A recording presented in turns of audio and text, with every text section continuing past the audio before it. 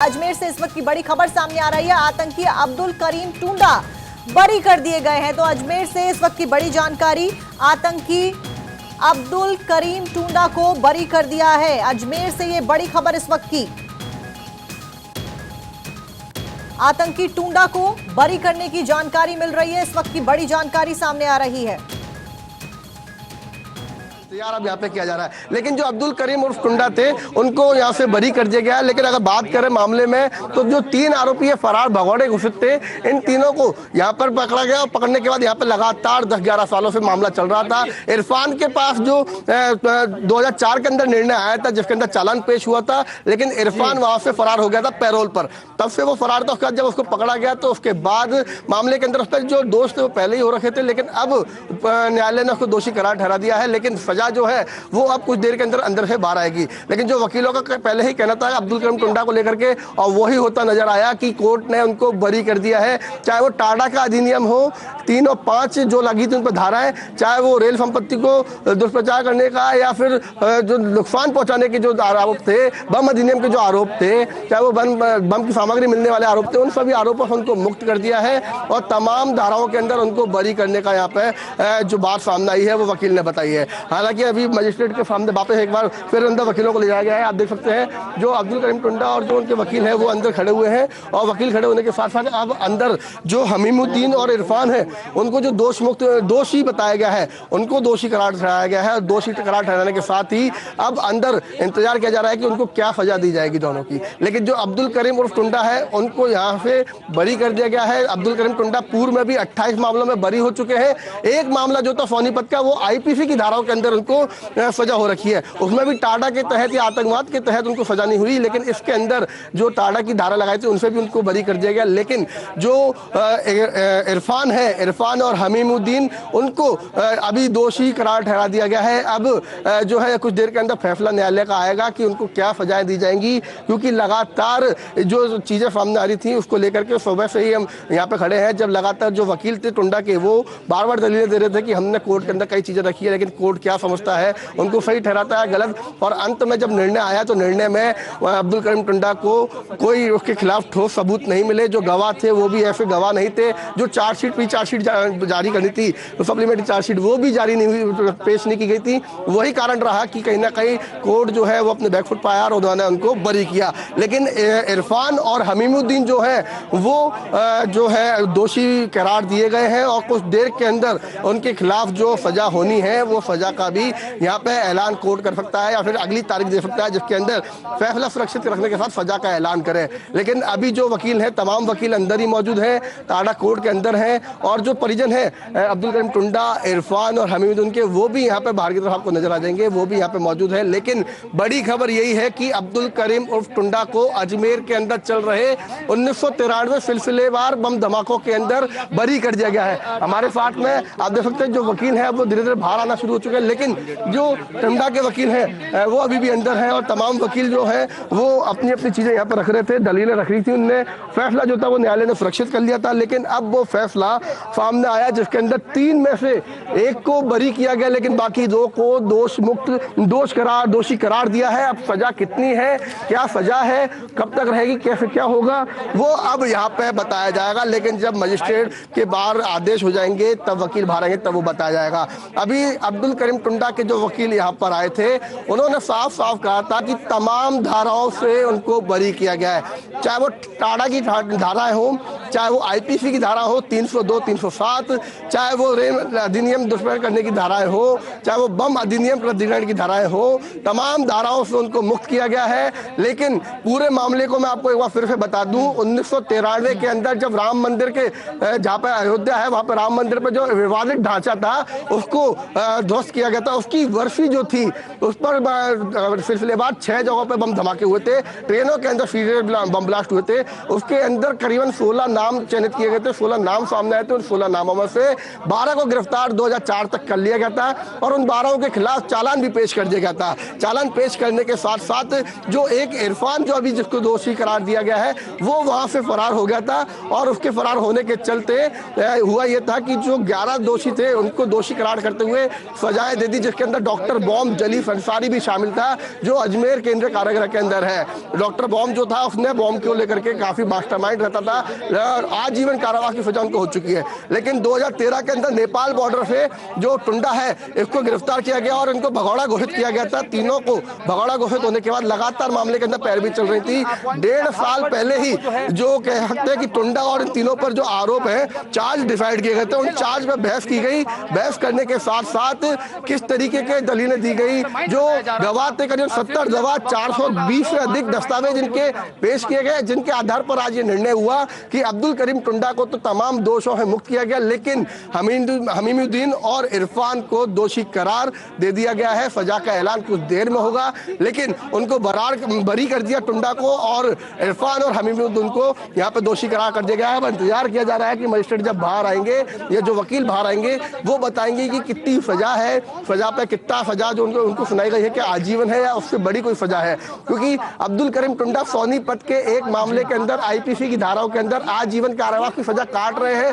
लगातार वो तिहाड़, कभी गाजियाबाद, कभी कई अलग अलग जगह पे उनको पेशी पे लाया जाता था। लेकिन सितंबर 2023 से अब्दुल करीम उर्फ टुंडा इसी जेल के अंदर बंद थे जो केंद्रीय कारागृह पीछे है, वहां पे बंद थे। वहां से लगातार उनको पेशियों पे लाया गया था, लगातार बयानों को दर्ज किया गया था। तमाम जो 60 से 70 गवाह थे उनके बयान दर्ज किए गए थे। लेकिन कुछ ही बीच में बात ऐसी भी आई थी कि जो बयान गवाह थे वो गवाह सामने नहीं आ रहे थे। सामने नहीं आने के कारण यही था कि उनके बयान दर्ज नहीं हो पाए। तो कहीं ना कहीं ये भी कोई इफेक्ट रहा होगा। लेकिन जो दलीलें वकीलों ने दी थी उन दलीलों को सही मानते हुए अब्दुल करीम टुंडा को यहाँ से बरी कर दिया गया है, लेकिन हमीमुद्दीन और इरफान को दोषी करार ठहरा दिया गया है। 1993 बम धमाके के अंदर 2 आरोपी अभी भी फरार है जिनका कोई अता पता अभी तक नहीं चला है, जिस कारण से ये फाइल जो है वो बंद नहीं होगी। लेकिन जो 3 आरोपी थे, इन 3 आरोपियों में से 2 को दोषी करार कर दिया गया और 1 को बरी कर दिया गया है। अब्दुल करीम उर्फ टुंडा बम बनाने का मास्टरमाइंड था। ऐसा कोई सबूत यहाँ पे उनको मिला नहीं, कोर्ट को ऐसी कोई तथ्य नहीं मिले कि उसके द्वारा भड़काए गए जो मैसेज थे वो थे, या उसके द्वारा बम जो बनाए गए थे उन्हीं से बम धमाके हुए, या उसने कोई बम दिया, तो ऐसा कोई सबूत उनको नहीं मिला। लेकिन अब जो मामला है उसके अंदर ये मामला सामने आया है कि अब्दुल करीम टुंडा को बरी कर दिया गया है और हमीमुद्दीन और इरफान को दोषी करार ठहरा दिया गया है। लगातार इंतजार किया जा रहा है कि अब अंदर से जो वकील हैं जब वो बाहर आएंगे तो क्या सजा का ऐलान किया गया है या नहीं किया गया है ये पता चलेगा। लेकिन बताया यही जा रहा है कि अब्दुल करीम टुंडा उसको बरी कर दिया गया है। बहुत बड़ा संगीन आरोप। बिल्कुल शुभम, आपको रोकना चाहेंगे, हमारे साथ वरिष्ठ अधिवक्ता AK जैन जुड़। तो देखिए, फिलहाल 1993 सिलसिलेवार बम धमाके प्रकरण के पूरे मामले में इरफान और हमीमुद्दीन को किया है दोषी करार। और आपको बता दें कि सीरियल बम ब्लास्ट केस का ये पूरा मामला है। सुमित कुमार हमारे सहयोगी हमारे साथ जुड़े हैं। सुमित, फिलहाल बरी कर दिया गया है, लेकिन बाकी के जो 2 लोग हैं उनको दोषी करार दिया गया। क्या कुछ सजा दी जा सकती है इसमें? सबसे पहले तो ये बताएं, क्योंकि अभी उसका जिक्र नहीं किया गया है। जी बिल्कुल, देखिए फिलहाल अभी दोषी करार दिया गया है 2 आरोपी को, जिसमें से इरफान और हमीमुद्दीन को दोषी करार दिया गया है। लेकिन सबसे इम्पोर्टेंट इस केस में यह है कि जो मुख्य आरोपी था अब्दुल करीम टुंडा, उसको टाडा कोर्ट ने सबूत के अभाव में बरी कर दिया है। यानी कि कोर्ट का सीधे तौर पर कहना है कि प्रोसिक्यूशन ने जो भी सबूत दिए गए थे वो दोषी ठहराने के लिए पर्याप्त नहीं थे। ऐसे में अब्दुल करीम टुंडा को सबूतों के अभाव में टाडा कोर्ट ने बरी कर दिया है। इसके अलावा अगर बात की जाए, इरफान और हमीमुद्दीन को दोषी करार दिया है कोर्ट ने। हालांकि सजा का जो ऐलान है वो अगली तारीख में होगा। फिलहाल कोर्ट का जो फैसला है वो 31 साल बाद कोर्ट ने फैसला सुनाया है। लेकिन सबसे बड़ा झटका प्रोसिक्यूशन के लिए इस पूरे केस में है, क्योंकि मुख्य आरोपी यहाँ अब्दुल करीम टुंडा अगर बरी हो जाता है तो निश्चित तौर पर ये प्रोसिक्यूशन की फेलियर जरूर कही जा सकती है। हालांकि प्रोसिक्यूशन इस पूरे मामले को हाईकोर्ट में जरूर चैलेंज करेगा, क्योंकि फिलहाल ये निचली अदालत का फैसला है। तो इस मामले में जरूर कहा जा सकता है। हमारे साथ में अजमेर से शुभम जैन भी जुड़ गए हैं। शुभम, फिलहाल क्या कुछ जानकारी मिल रही है? क्योंकि सूत्र बता रहे हैं कि फिलहाल सजा जो 2 दोषियों को दी जाएगी वो अगली सुनवाई पे दी जाएगी। क्या कुछ अपडेट आपके पास? जी बिल्कुल, देखिए जो अब्दुल करीम उर्फ टुंडा था इस मामले के अंदर जिसको मुख्य आरोपी बताया जा रहा था, उसको तमाम धाराओं से, तमाम आरोपों से उसको बरी कर दिया गया है। लेकिन उसके जो दो साथी थे इरफान और हमीमुद्दीन, उन दोनों को दोषी करार दे दिया गया है। हालांकि सजा जो है वो अभी तक आई नहीं है, क्या सजा अभी होगी या कल होगी इसका निर्णय कुछ देर के अंदर सामने अंदर से बाहर आ जाएंगे। लेकिन बताया यह जा रहा है कि इन दोनों को दोषी करार दे दिया गया है और दोषी करार के साथ अब सजा का ऐलान कुछ देर के अंदर किया जाएगा। काफी लंबे समय से इंतजार फैसला क्या आएगा और फैसला आने के साथ साथ अब जो कहा जा सकता है कि कहा यही जा सकता है कि जो हमीमुद्दीन है और इरफान है इनकी सजा कितनी होगी। लेकिन अब्दुल करीम टुंडा पूर्व के अंदर भी काफी लंबे समय से यहाँ पे था। 2013 के अंदर नेपाल बॉर्डर से तो गिरफ्तार किया गया था और नेपाल बॉर्डर में गिरफ्तार करने के साथ ही आप देख सकते हैं कि जो अब्दुल करीम टुंडा था उसको लेकर के कई संगीन आरोप थे, लेकिन तमाम आरोपों से कोई टेक्निकल कारणों के चलते उसको बरी कर दिया गया है। क्योंकि जो अधिवक्ता थे उन्होंने उस तरीके के दलील नहीं दे पाया, उन्होंने वो तर्क नहीं रख पाया, कहीं ना कहीं उनकी लापरवाही हो सकती है सामने आए। लेकिन अब्दुल करीम टुंडा को आज की तारीख में बरी कर दिया गया है। लेकिन अब्दुल करीम टुंडा के ऊपर 33 मामले चल रहे थे, उनमें से करीबन 28 अब ये 29वां मामला हो गया जिसमें वो बरी होगा। और एक मामला जो सोनीपत का था जिसमें IPC की धाराएं थी उसके अंदर उसको आजीवन कारावास की सजा हो रखी है। लेकिन अब जो मेन मामला था मुंबई बम धमाकों का, सिलसिलेवार बम धमाकों का, उसके अंदर उसको बरी कर दिया गया। लेकिन उसके साथ ही इरफान और हमीमुद्दीन को अभी भी दोषी करार ठहरा दिया गया है, तो उनकी सजा का ऐलान होना बाकी है। शुभम, क्या आपकी किसी वकील से बात हुई इस बीच, चाहे वो दोनों दोषियों के वकील हो या फिर वो टुंडा के वकील हो? जी बिल्कुल, देखिए अब्दुल करीम टुंडा के वकील ने ही बाहर आकर के ये बात बताई कि अब्दुल करीम टुंडा को तमाम आरोपों से मुक्त कर दिया गया है, बरी कर दिया गया है। उन्होंने यही बताया और उन्होंने ही बताया कि दोनों जो बाकी के अन्य आरोपी हैं, चाहे वो इरफान हो चाहे हमीमुद्दीन हो, दोनों को दोषी करार ठहरा दिया गया है और दोषी करार ठहराने के बाद अब उनकी सजा का ऐलान होगा। वो इंतजार किया जा रहा है कि अब सजा क्या मिलती है, कि आज वो ऐलान किया जाएगा या फिर कोर्ट में दूसरी तारीख देती है। लेकिन दोनों को दोषी करार कर दिया गया है। लेकिन टुंडा की जो बात है, जब वकील यहाँ पे आए थे तो उस टाइम पर भी हमारी बात हुई थी, तो उस टाइम पर भी वकीलों ने यही कहा था कि जो चार्जशीट है वो पहले पेश भी की गई थी, आरोप मुक्त करने की बात आ रही थी और वो ही यहाँ पे सामने हुआ। तो उनकी जो दलीलें थी उनको सही माना गया और दलीलें सही मानने के साथ ही जो है कह सकते हैं टुंडा को यहाँ से बरी कर दिया गया है। अच्छा शुभम, यहाँ पर 30 साल के बाद में केस पर फैसला आया है, ऐसे में दोनों दोषियों की जो सजा का ऐलान किया जाना है, क्या वो भी आने वाले दिनों में फैसला सुनाया जा सकता है या उसको अभी और वक्त लगेगा? जी बिल्कुल, देखिए पहले तो मैं आपको बताऊं कि पूरे मामले को आपको समझना होगा, क्योंकि सन 1993 का पूरा ये मामला है।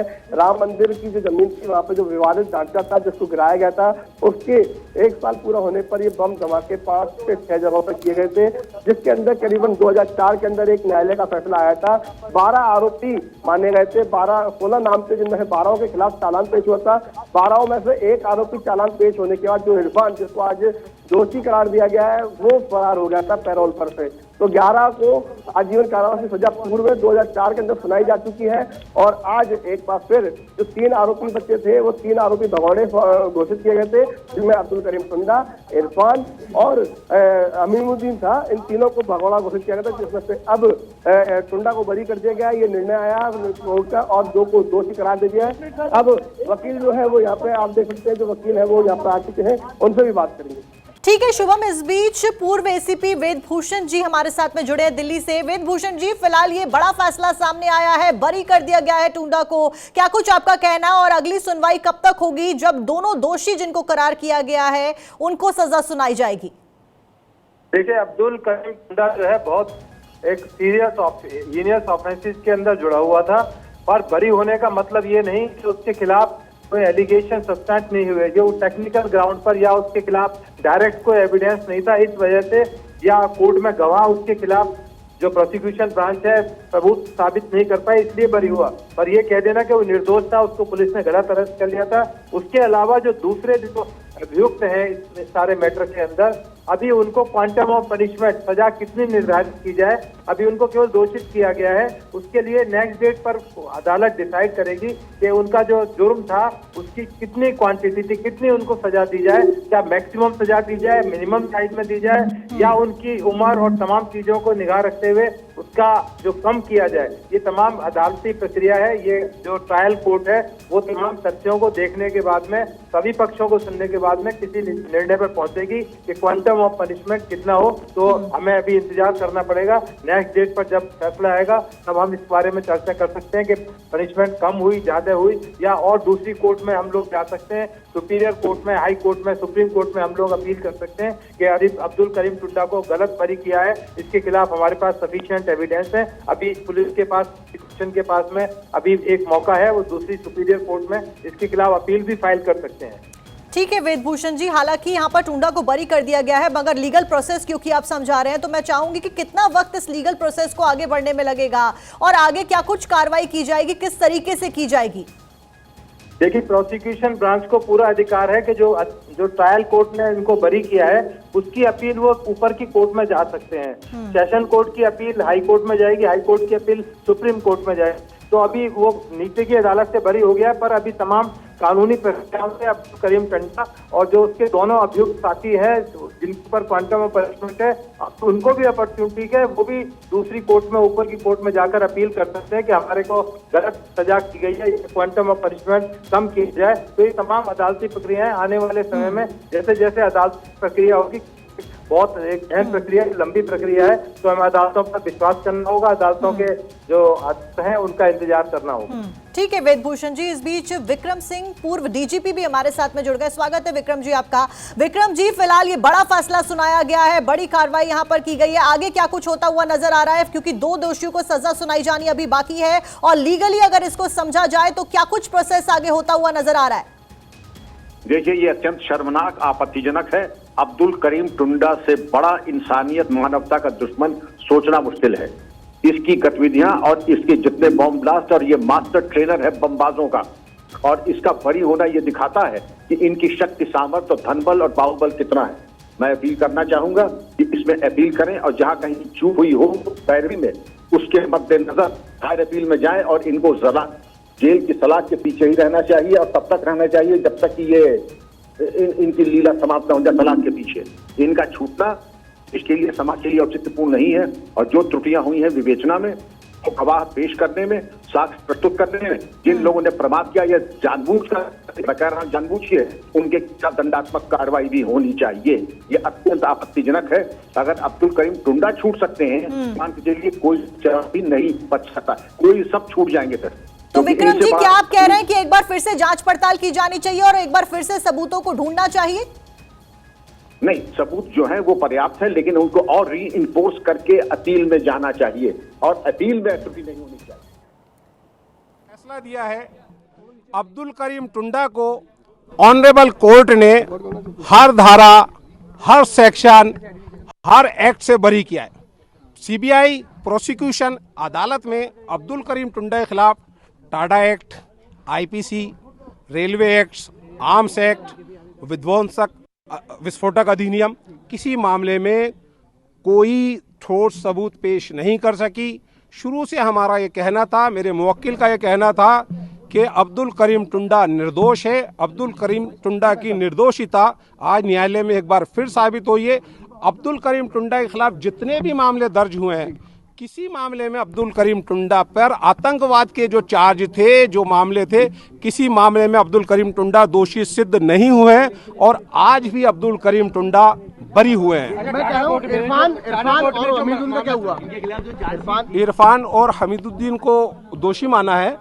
सजा के ऊपर थोड़ी देर के अंदर बताया जाए। अच्छा, टाडा कोर्ट में जो फैसला सुनाया है, क्या आधार था इसका, इसको लेकर इन्होंने? देखिए, संपूर्ण तो न्यायालय का निर्णय आने के बाद ही बताया जा पाएगा, लेकिन महत्वपूर्ण तथ्य यह है कि माननीय टाडा न्यायाधीश राजस्थान अजमेर ने अब्दुल करीम टुंडा को उसके ऊपर लगाए गए सारे आरोपों, अपराधों से दोषमुक्त कर दिया है, बरी कर दिया है, एक्विटल कर दिया है।